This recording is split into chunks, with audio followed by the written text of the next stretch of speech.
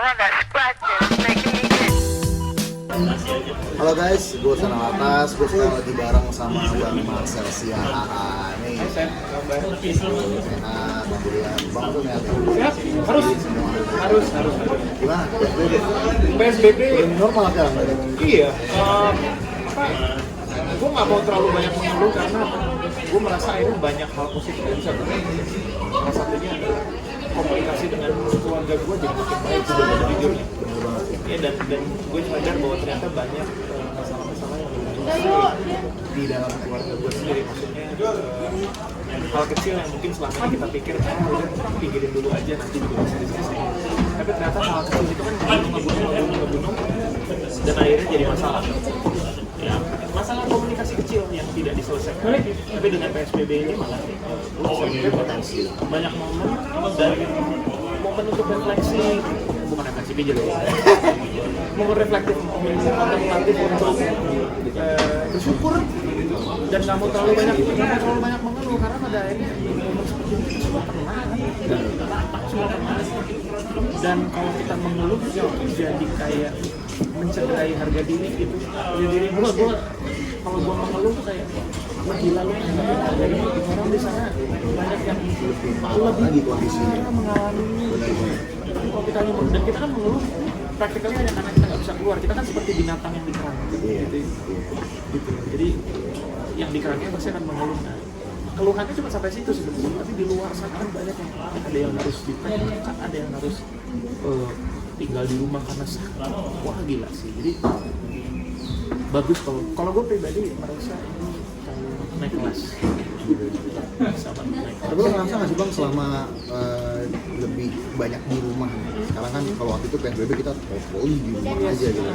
Sekarang kita lebih banyak di rumah gitu. Berasa nggak sih kreatif tuh kayak lebih kerasa? Iya. Selama kita di rumah. Betul, sangat kreatif karena selain tadi gue juga bisa komunikasi lebih, bisa berkontemplasi.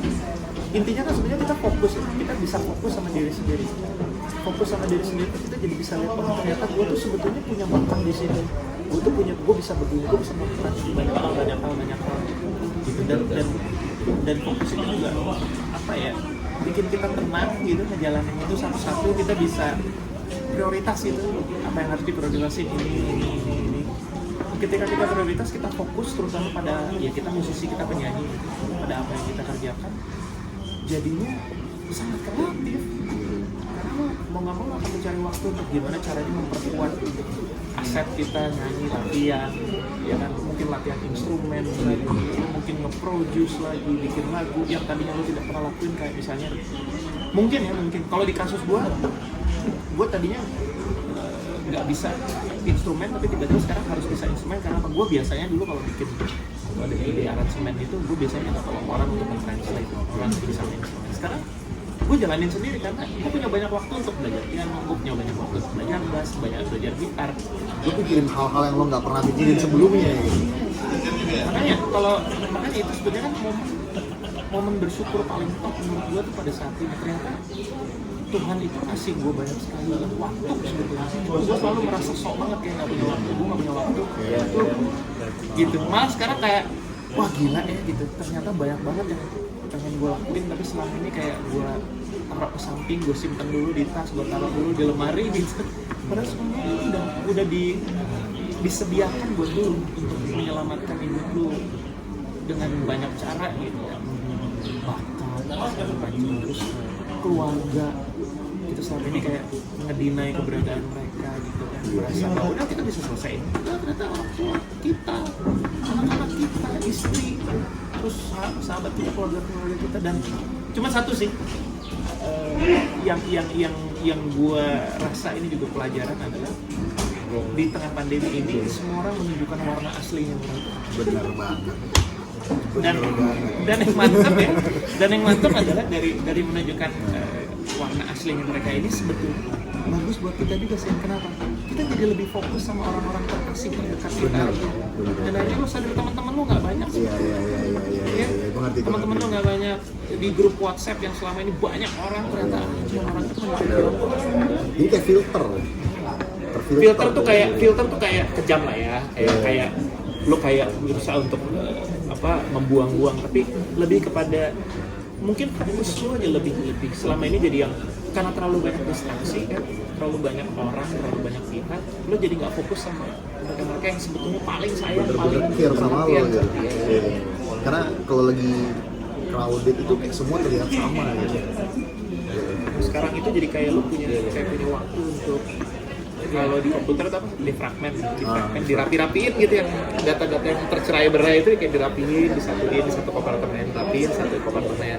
Jadi lo, oh ini gua akan lakuin ini sekarang, fokus, udah beres, baru bisa diubah ke sini. Enak gitu. Dan ternyata nggak banyak, kita doang berasa karena itu tadi keperluan data. Internet beberapa tahun terakhir ini kan kayak dilontorin gitu. Semuanya dapat dari mulai Ada semua. positif, negatif, gray area, semuanya gitu, religius, non religius, politik, non politis, banyak semua data. Dan kita kayak sebetulnya kita capek tanpa kita sadar gitu. Dan kita pengen sesuatu yang ya udah apa adanya, gue begini, Hussein Alatas begini, Marcel Sihan begini, yang gini aja. Nah itu tuh kemarin kayak dikasih kesempatan, lumayan 4 bulan lah ya, nggak ngapa-ngapain, 4 bulan. Bahkan mungkin sekarang masih ada yang di rumah aja kali. Iya, karena mereka juga sadar ternyata jauh lebih efisien, tapi bisa mengerjakan banyak hal dari rumah.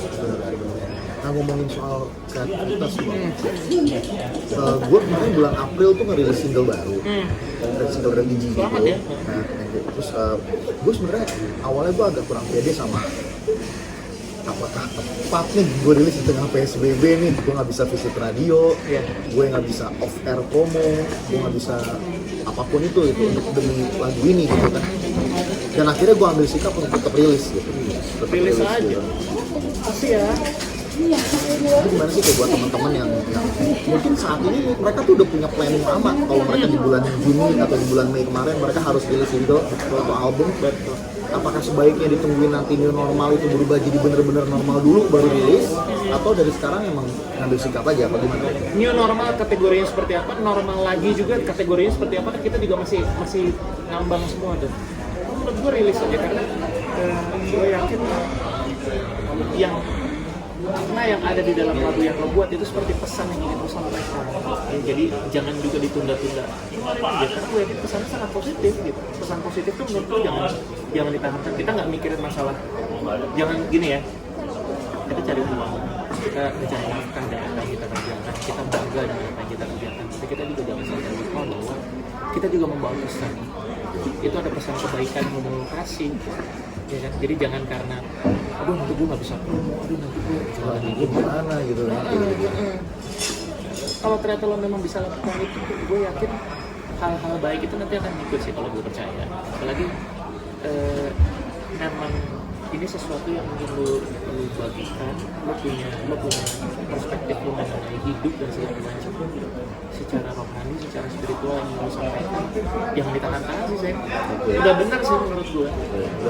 Hajar aja lah ya. Sisa, karena pasti akan ada penyesuaian ya kayak mau nggak mau kayak basic minded band gue sekarang gitu, itu juga mau nggak mau kita akan bikin kayak semacam virtual interview dengan media-media. Itu efektif loh. Efektif tapi kalau gue ngelihatnya ini lebih kepada menunjukkan bahwa kita tidak diam, kita tidak hanya statik menunggu apa sebetulnya wabah ini yang mau disiapkan gitu, mau disiapin apa lagi gitu. Kita nggak sekedar menunggu, dengan kita melakukan movement ini, dengan pergerakan ini sebenarnya menunjukkan bahwa oke, kita terdampak, tapi kita nggak mau terlalu terdampak sekali gitu. Kita tetap bisa terlalu larut di situ. Iya, berlarut-larut, kita tetap mau melakukan ini karena ya ini cara gue untuk bisa berekspresi, ini cara gue untuk bisa membagikan jalan kebaikan, opsi kebaikan menurut gue. Jangan sih kalau menurut gue, apalagi kalau memang niat lu adalah lu pengen kasih orang untuk tenang, lu pengen kasih orang untuk berserah, pengen kasih orang untuk bisa kembali lagi menghayati sebenarnya hidupnya apa, tujuan hidupnya apa. Jangan sih ya, udah bener itu. Rilis aja guys. Rilis. Ini satu pertanyaan terakhir nih bang. Kita melihat ada fenomena kemarin di YouTube segala macam itu tentang bagaimana ada penyanyi yang dia merilis karya itu ada 8 bar atau lebih yang ambil dari lagu lain misalnya, atau cover misalnya gitu, ada penyanyi cover. Kan sekarang ada beribu-ribu penyanyi cover ya kan di internet gitu kan. Nah sekarang gue sebenarnya gini, mungkin banyak teman-teman kita yang cover atau mereka bikin rilis karya baru yang bagus itu masih banyak mengambil notase dari lagu lain gitu. Sebenarnya apa sih yang harus mereka perhatiin, dan si penyanyi aslinya yang digunakan part-partnya tadi itu untuk lagu baru dia itu juga harus gimana gitu ya? Apakah mereka harus gue nggak tahu apa teman-teman sekarang mungkin seumuran gue atau yang di bawah gue gitu, mereka sadar nggak sih tentang alangkah baiknya kalau mereka tuh memperhatikan tentang karyanya mereka, maksudnya hak ciptanya, royaltinya, copyright dan seterusnya gitu. Tuh mungkin teman-teman biar lebih luas lagi wawasannya gitu. Kalau kita mau cover atau kita akan di cover atau kita mau bikin lagu tapi kita mau ambil part dari lagu lain, bulat-bulat ngambil atau sekedar ngambil sedikit tuh gimana Bang Dian? Sebenarnya gini, kalau kita berbicara dari umum dulu ya, kalau kita berbicara dari sisi musik, dunia musik, apalagi berbicara mengenai kekayaan intelektual itu macam-macam ya, ada cipta, ada merek, ada paten, ada indikasi geografis, ada desain industri, banyak. Tapi kita sekarang dalam konteks ini bicara mengenai cipta. Pokoknya di rejim kekayaan intelektual itu kuncinya cuma satu, itikat baik. Itu dong. Jadi kalau lo punya itikat baik, lo akan melakukan apapun benar-benar dalam konteks beritikat baik nih semuanya nih. Ya. Nah seperti di dunia internet sekarang, di dunia maya, orang bikin konten, orang nyanyi, orang cover. Gua sangat kagum dengan cara-cara mereka bisa bikin konten, cara mereka berkreasi, aktivitas mereka benar-benar bisa all out gitu. Tapi ingat, di dunia itu, di dunia maya internet itu ternyata ada yang namanya aturan main. Itu tuh mesti diperhatiin tuh. Jadi seperti kita misalnya mau masuk, kita mau buka channel YouTube, kan ada terms and regulations-nya, ada terms and conditions-nya, ada do's and don'ts-nya, ya kan, urusannya dengan copyright dan segala macam itu ada aturannya. Bahkan untuk buka sosmed pun kita kan ada batasan umur. Setahu gua Instagram itu 17 tahun kalau nggak salah, terus kalau Twitter 13 tahun kalau nggak salah. Pokoknya ini salah satu yang harus kita sikapin benar-benar. Nah, kembali ke urusan itikat baik. Yang terjadi di dalam industri ini adalah sebetulnya nggak ada masalah gitu. Kalau lo misalnya mau terinspirasi bahasanya, atau mungkin mengambil, yang penting apa? Lo punya itikat baik, tetap lapor dulu sama yang punya. Sesimpel itu. Itu aturan. Gitu ya.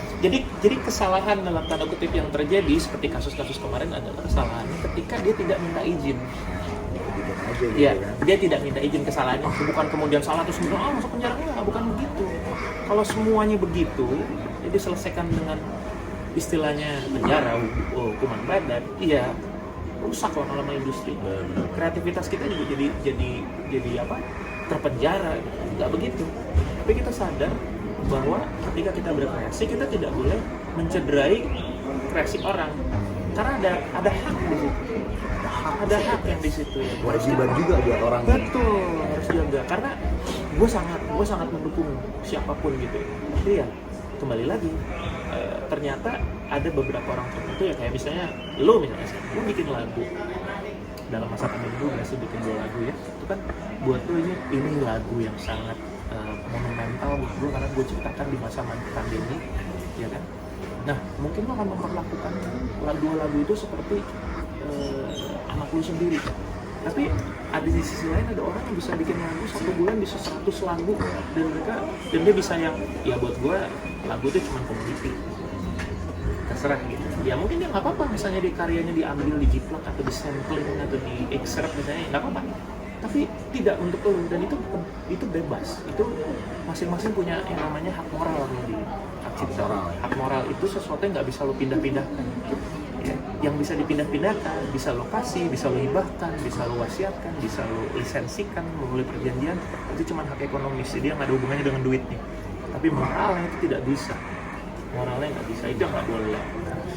Nah, itulah dimana kita dengan itikat baik harus minta izin. Seperti kasus kemarin kan dia bilang bahwa saya nggak tahu kalau saya ngambil gini-gini, saya merasa belum pernah dengar, gitu ya. nggak sengaja. Orang akan dengan gampang menggunakan analogi yang sama dengan begini. Contoh, nih ini gue paling ekstrim. Gue ketangkep pakai narkoba misalnya. Gue tinggal di Bintaro, gue bisa bilang, waduh, kebetulan di provinsi Banten, gue nggak kenal tuh undang-undang anti narkoba. Ngerti. Setahu gue undang-undang anti narkoba cuma di DKI Jakarta doang, gue nggak kenal tuh di provinsi Banten. Kenapa gue ditangkap ya? Gue nggak tahu soalnya. Bisa begitu orang dengan gampang, tapi kan nggak bisa begitu. Kita semuanya harus dengan asumsi bahwa kita semua mengerti bahwa ya narkoba itu dilarang. Bahkan ketika di pesawat pun sebelum turun kita dikasih tahu kan, bisa mendapatkan hukuman berat. Ini analogi kasar. Atau seenggaknya kalau misalkan emang udah dikasih tahu, bro, sorry tuh, kemarin lagu lu yang lo rilis tuh, itu kok ada lagu gua ya, di situ gitu. Ya langsung lakukan sesuatu gitu kan. Lakukan sesuatunya dengan kita ngobrol, kita diskusi. Makanya kalau di rejim hak cipta tuh ada yang namanya kita bisa lakukan dengan pendekatan, nggak selalu harus dengan pendekatan melalui pengadilan, kita bisa dengan mediasi, dengan arbitrasi. Itu yang lebih sifatnya kayak, yuk kita duduk. Nah, lu tahu kan kalau itu dipegang sama ini haknya, nah lu harus minta izin mau gitu, minta izin dulu, terus nanti ada deal-dealan ya ceritanya. Oke. Ya udah berarti nanti misalnya lo masukin di YouTube, nanti kan ada monetisasi itu setelah di atas 10.000 view kan pasti akan dimonetize dengan iklan, dengan AdSense. Ya udah nanti kita bagi aja persentase kita hitung. Ngobrol dulu gitu kan. Fair. Gitu. Itu keadilannya gitu. Bukan kemudian ya udah take down aja. Enggak gitu juga. Mati juga. Galak kali. Jangan santai aja gitu. Enggak, gue juga tidak mengharapkan begitu, tapi semua dengan itikat baik. Yang satu, ya udah mempersilahkan, yang penting kita duduk bareng, kita ngobrol. Yuk, kita deal-dealan. Kita bikin agreement. Nanti begitu misalnya ternyata termonetisasi, ada pemasukan iklan di situ, kita deal-dealan kita berapa persen. Karena udah jelas-jelas terbukti. Bahkan yang kemarin kan pelapornya jadi 2. Iya. Ada 2 malah, yang itu malah ngambil satu lagu. Nah yang hal-hal seperti ini harapan gue ke depan jangan sampai terjadi lagi. Tapi ada juga keinginan dari kita yang mengerti ini untuk duduk bareng, kita tentuin sama-sama standarnya di mana, karena sejujurnya undang-undangnya pun belum bisa memberikan patokan yang jelas, yang clear. Nah, sebetulnya apa sih ini masuk plagiarisme atau cuma sampling atau cuma gimana? Sampai sebatas apa? Kalau dulu kan jelas lebih dari 8 not atau lebih dari 2 bar. Cuman kan sekarang orang juga pintar. Misalnya lu dilarang bikin lagu lebih dari 8 bar.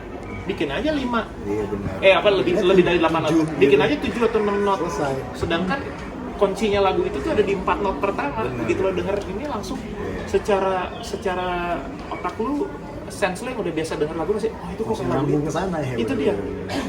Cuman kita perlu bikin batasan ini karena apa? Kasihan orang-orang yang memang dia bikin dan benar-benar dia totally nggak pernah denger lagu itu sama sekali, dan dia bisa buktikan bahwa gue hanya terinspirasi dengan nada ini, tapi gue nggak tahu kalau udah ada lagu yang sama.